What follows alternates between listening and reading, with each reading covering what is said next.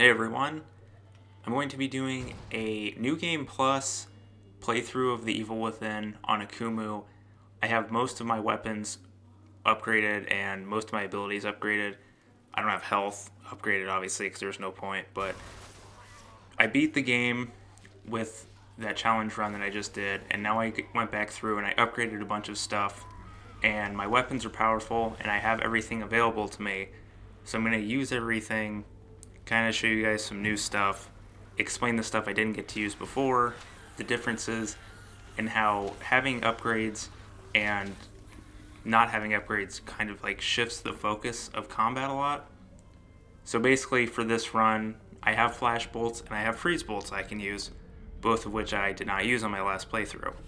I don't know if I really explained either of these bolts in my last playthrough because I didn't really have a point, or there was no need to since I didn't use them, but just a quick recap. The flash bolt is like a big AoE that stuns everyone but doesn't do any damage. It only does 1 damage.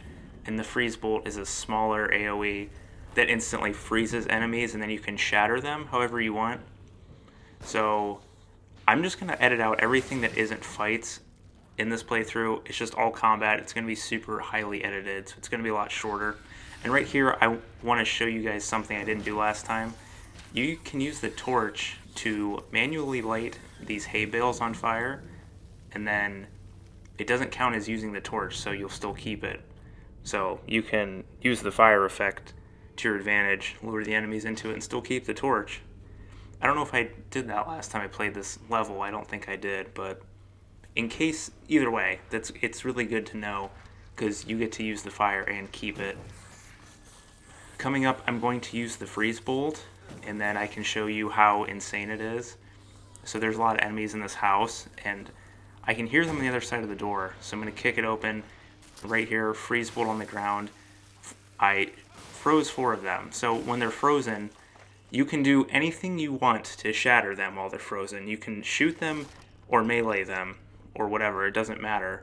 So that's what's kind of nice is that the shock bolt, you can instantly kill enemies with it, but you have to get close to them because you have to use matches.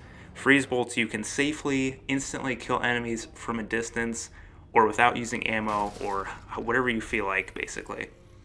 This enemy is, I didn't get to him in time to use a match, so I just shot him in the head. So that's another thing I wanted to talk about is how like the focus of the combat kind of shifts whether or not you have upgrades. So with the handgun, when it's upgraded, you can upgrade its critical hit chance separately. So the chances of a critical hit, which will instantly kill an enemy, goes up when you level up your critical hit percentage. So I believe when it's maxed, it's 60% chance. So that means if you shoot an enemy in the head, you have a 60% chance of killing them in one hit. When there is no critical hit chance like that when the gun is at base level, so how it was on my last playthrough. So on a no upgrade run, like shots and matches are extremely useful because you don't have those critical hits. Now that I can go for headshots and pretty much guarantee a kill in a lot of cases, I can utilize that rather than going for the legs and using matches all the time. Which helps because you can shoot enemies from a distance. Like if you're going for leg shots and then going in for a match, you're always having to get near enemies for the most part, unless you're luring them to you. But that's one nice thing. It's another option you have. And here, so sometimes in this playthrough, I'm basically just like goofing off. I'm not even really doing anything in particular because this playthrough felt so easy to me. Like, I couldn't even believe how easy some of these parts were, which I guess is to be expected. I go from no upgrades, no lockers, and not having 2 bolts to having everything upgraded is pretty significant. And speaking of upgrades, the shotgun has the same kind of critical hit upgrade that the pistol does. I don't think it's 60% at max level, I think it's 40%, but either way, now the shotgun, instead of being mostly about knocking enemies down and crowd control and getting them away from you, you can also use it for group headshots, which is like amazing. You can get 3 or 4 enemies together and shoot them all in the head and get a critical on all of them at once. So then now the shotgun is like, I can basically do anything with it. damage, setups, use it with bolts. You can do basically anything once it's upgraded. So this part is the part where everyone just runs away from the enemies because you're basically expected to, because there's no way you can fight these all these enemies this early in the game. But I have all my stuff, so I'm going to lure them into this tiny little thing next to this wall and use a shock bolt and catch a lot of them on fire. And then I'm going to kind of show you the freeze bolt again, since you can stick it to surfaces and kind of use it as a trap. That's what I'm going to do to a few enemies coming up. And as you can see, I'm just getting criticals on all these enemies with the shotgun. It's very safe compared to the handgun, because if it doesn't get a critical, you're still going to knock them down. Right there, I stuck it on the wall as they were climbing over, got them all, they're all shattered. So now we're on chapter 3. I somehow didn't record me killing those first 2 enemies. There really wasn't anything to see. I just shot the time bomb, or this dynamite, next to the one, and he blew up. So that's another thing about upgrades versus no upgrade runs, is that no upgrade runs, shooting the time bombs and using the bear traps is that much more enticing because you don't have the firepower and the capacity, the carrying capacity. And on an upgrade run, it's not as useful, but it's still useful because the time bombs still will kill most enemies at close range. The bear traps still let you go for a match throw, so they're always good. It doesn't really matter the run. So the sadist is behind this boarded up area. If you shoot him with something or throw a grenade back there, he'll start to break out. So I threw a grenade to get the fight rolling. And then when that happens, all the enemies in the area are going to flock to you. And I didn't kill any of them beforehand, so they're all going to rush me. And there's a ton of enemies, and the game's going to slow down really bad. So Flash Bolt, again, I say to use it when enemies are kind of in like a weird pattern, or they aren't arranged in a good way for you to get like a group hit in, and that's what I did. The Flash Bolt also works on the sadist, which you saw, and you can go for a sneak kill on him, which doesn't kill him, but it still damages him a lot. So then I get a lot with a shock bolt, and then to finish him off, I'm just going to use the shotgun, which does a ton of damage when it's upgraded. So again, Flash Bolt is great for a large group of enemies that are not in one concentrated spot. And now we're on to chapter 4, because chapter 3 is basically only one fight, and now chapter 4 is really only one fight. So I'm going to disarm that tripwire because I don't really need it. Like on my last playthrough, I think I kept it up, or I usually like to keep it up because if an enemy's following me, it'll damage them and then hit whoever's with them. But I didn't really see a need to do that, so I just took the trap parts. So right here, like I did last time, I'm going to throw a grenade, but I'm going to do the crouch throw to get it into the pool. And right here, I'm going to get a harpoon out, and I'm going to stick it to the doppelganger because, again, it's fire-based, so it's going to kill him in one hit, just like it kills any regular enemy in one hit. Any fire-based weapon will do that. And then I used a freeze bolt to take care of the fatty. Freeze bolts also work on doppelgangers. Same thing. It'll kill them, it'll freeze them, and you can shatter them. Right there, I used the match. I lit the oil patch on fire, and I'm going to shoot him back into the fire, and then that's going to kill him instantly. I didn't get him with the critical on the shotgun, but I blew him back into the fire. And here, again, any climbing animation you can take advantage of. Just going to shoot him with the handgun, and then he tumbled over, and then that leaves me an opportunity to light him on fire. So I'm going to edit out the chase scene because I fought her the normal way of just lighting the bodies on fire. But I do want to point out that in that fight, she only has 600 health, which if you have a couple upgrades on your pistol and shotgun, you actually could kill her fairly easily. So the match does 40 damage and the torch does 35 damage. But the fire traps that are in that room, the 2 fire traps, they do 200, so that's what's doing most of the damage in that fight. But here with the invisible enemy, I'm going to show you the easiest way to take care of them is just use a flash bolt. It'll just expose them, and they're stunned, so you can just go in for a sneak kill. If you're not good at tracking them or fighting them or understanding really where they are or how they move, you can just kind of fire a flash bolt like in a panic, and it'll expose them, and then you can kill them for free. So they're actually pretty easy as long as you have trap parts, basically, because most of the bolt types work really well against them. And then this next one up here, I'm going to hit with a harpoon. Now, I have it all the way upgraded, so he's going to just die instantly since it's a fire-based weapon. But if I didn't, and it didn't kill him, the harpoon would literally stick out of him, and then when he goes back to being invisible, you could actually see the harpoon just like floating around, so then you could track him that way, which is really nice. And then I'm going to use the bow again. I'm going to use an explosive bolt, put it on the ground, but I'm going to miss like an idiot. So right there, I think he kind of did like a sprinting grab, and he got away from my bolt, so that's why I missed. But again, when they go to attack you and they whiff, it'll show where they are. So you could kind of stand in one spot, just like have your finger on the sprint button. As soon as you see them go for an attack, sprint away, and then you'll know where they are. Again, kind of, there's a lot of times when there's perks to having a full stamina meter. Now at this part, the one comes out of the doorway right here, and if you plant it just a little bit in front of the door, you don't want to put it right next to it because then it's not going to activate in time. If you put it out a little bit, he's going to step on it and he's dead. So that's that. And then I'm going to skip the whole middle section of this level because there's just a little bit of walking and a puzzle that I'm not going to bother showing you. This first fight where Joseph is with you, I'm going to utilize the exact same tactic I did last time and the same time I do every time because it's too good to pass up. I'm going to go back into the oil patch and just wait for everyone to run into it.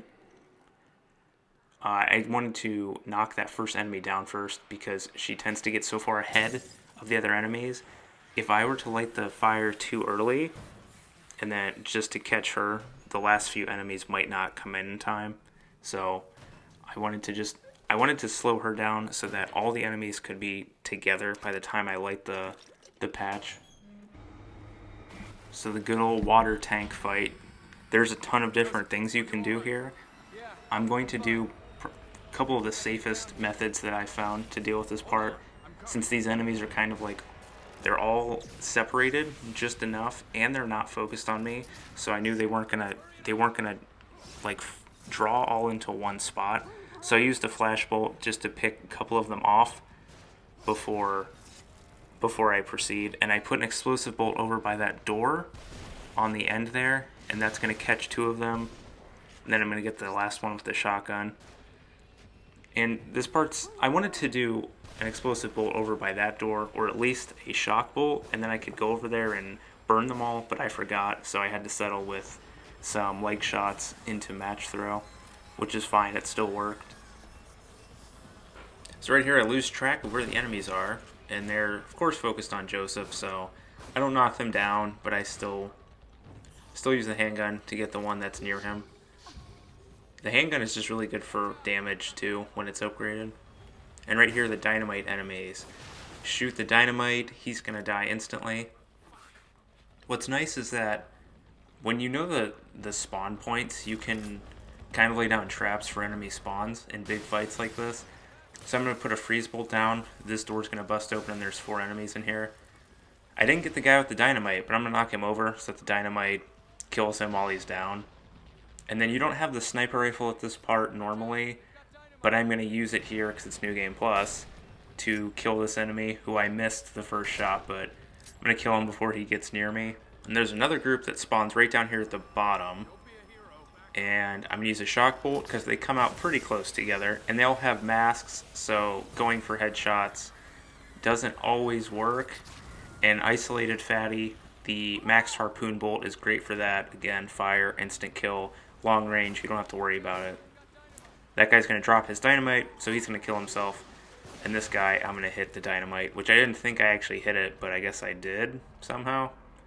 So with upgrades, this part was super easy. Pretty much everything died in one hit in some way, whether it was through the guns or the bolts or whatever. That guy, since I have so much shotgun ammo, I didn't mind just using the shotgun on him to stun him until the dynamite blew up. And I'm going to do the same thing to this guy. Again, when you have ammo and you have firepower, you can do things a little bit differently than how you do them on a no upgrade run or something like that. Just going to use the torch that's sitting there for free. You could use it on both the enemies, but I wasn't going to bother trying to lure them together. One way you could do it is maybe take out the handgun, shoot the one kind of in the stomach. That kind of is the place that kind of keeps them in place. Wait for the other one, pick up the torch, hit them. Or what you could do is shoot them both in the leg and have them both fall over, and you could swing the torch and hit them, because again, all the hitboxes for single use items in this game are so big. You can hit them with the axe and the torch while they're on the ground, and that way you don't have to use a match. Again, when you're fully upgraded and you have 30 matches, it's not really a big deal, but if you're doing a no upgrade run, then that works. I still want to give you guys some tips for a no upgrade run even on this run, because there's, as much as I talked in that last playthrough, there's still a lot of things I didn't get to say. So here the enemies all start out being aggro to Joseph, so good chance to use the crossbow for something. So since they're all kind of in a weird spot and I didn't want to hurt Joseph with an explosive bolt, I just used a flash bolt.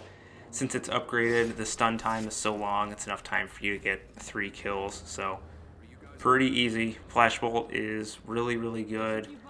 Again, not as like overpowered as you might think, because of the fact that most big fights have that kind of like trickle effect on the spawn points. Right here I just included this. I wanted to show you guys that you don't actually have to aim the bottle. You can just press the fire button and you'll throw it. So that's what I did there. And this, so a few minutes ago I talked about Laura. I don't know why I meant to talk about that right here, but whatever. Same thing still applies. I do the exact same thing I did last time. But like I said, she has 600 health, and the fire traps in this room do 200 damage. So really, you could use the 2 fire traps, and then on a new game, or if you have a couple upgrades, you could just use the shotgun or handgun, or hit her with a harpoon bolt, and you could kill her. You don't need to use all the fires in the room. You can deal normal damage to her. It's just that it's the easiest thing to do, and it's easier to keep track of her if you're like going around to the bodies and lighting her on fire and then forcing a new spawn from her. So that's why a lot of people do it this way.